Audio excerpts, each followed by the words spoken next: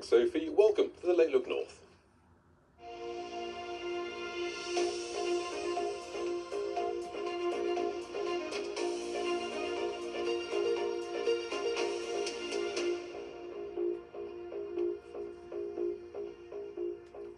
Good evening, I'm Jonathan Swingler. There are pleas for help tonight from communities in our region who rely on heating oil for their homes. Since the Iran conflict began, the cost of the fuel has rocketed, with some customers reporting prices doubling.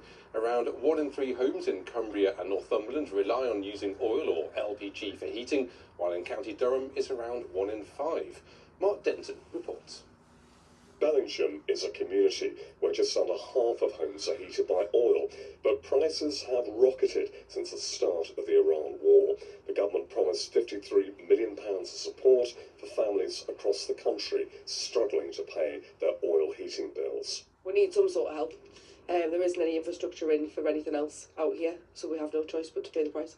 I got a quote for heating oil before Mr. Trump kicked off, just short of £350, and I thought, I'll leave it till next week. What a mistake. It doubled. We haven't been up here long, we've only been up here since last year. But like I say, we used to live in Newcastle and I had gas and electric there. And I wasn't paying anywhere near what I'm paying up here. Over 80 miles south away, in Wensleydale village of Carberby, the hike in domestic oil prices is the talk of the community luncheon club. Well, I'm skint now. No, it's gone up an awful lot. It's ridiculous. We don't have any choice about using oil. There's no gas in the village.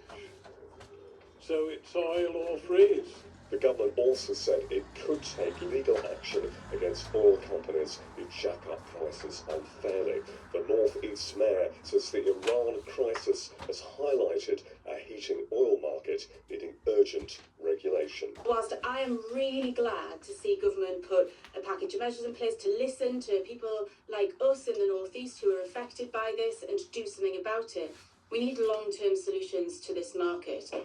In Cumbria, 46,000 homes are off the gas grid, and despite the announcement this week, some still face uncertainty.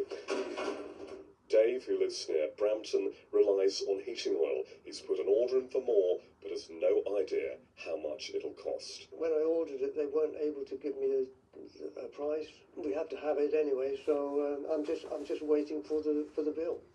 In many different homes, people are facing dramatic upfront energy costs caused by an international crisis thousands of miles away. The government says it'll fight their corner, but with no end in sight to the conflict, how much help will be needed? Mark Denton, BBC North, Bellingham. A man accused of murdering a former police officer and court bailiff in County Durham has made his first Crown Court appearance. Jeff Blair, who was 55, was attacked in Dent Street in Shildon on Saturday. He died later in hospital.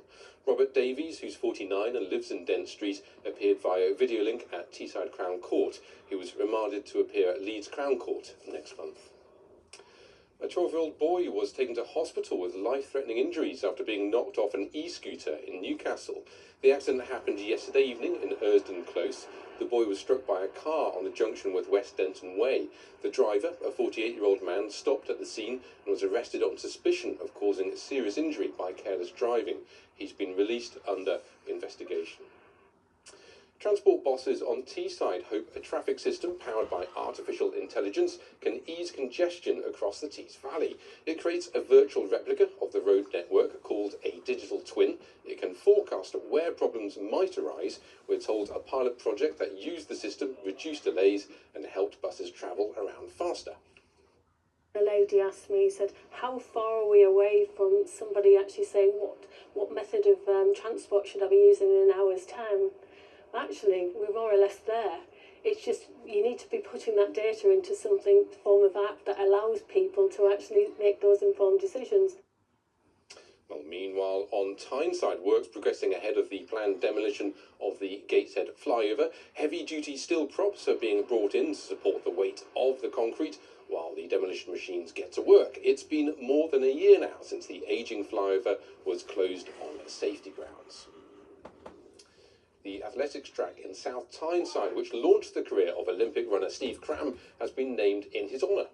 The unveiling of the Steve Cram track at Monkton Stadium, where he trained, came as a surprise. He went on to become world 1500 metre champion and break 3 world records in 19 days. Yeah, you know, I genuinely am moved by it. You know, it's something which you know, I'm so appreciative of. And if, you know, sticking my name on this helps to, I don't know, get some other people to think about coming and spending a bit of time down here training, and you know, gives the club a little bit of exposure as well, then fantastic. You know, I'm genuinely honoured by it, and you know, I've tried to say thank you to everyone who's here today, because I hate surprises, but goodness me, they've done that to me today. Now, how's the weather looking? Here's Molly with the forecast. Hello there. A really decent week of weather on the way for you this week. It is going to be largely calm, dry and settled, much milder for a time, especially tomorrow and Wednesday, and we will have some decent spells of sunshine thrown in there too. This is how it's looking overnight, though. You can see largely dry, actually, apart from the odd bit of light rain over the hills. But that cloud keeping things very mild, and a change in wind direction, meaning we are going to draw milder air in. So 7 to 10 degrees Celsius overnight, so frost-free, and it will continue to be breezy overnight too. And it'll be breezy tomorrow, largely cloudy, the odd bit of rain, but dry for most. And then we will see some brightness increasing as we head into the rest of the day. Highs of around 16 degrees Celsius. That's all from the late team. Thanks for joining us. Look North is back with bulletins early tomorrow. Bye for now.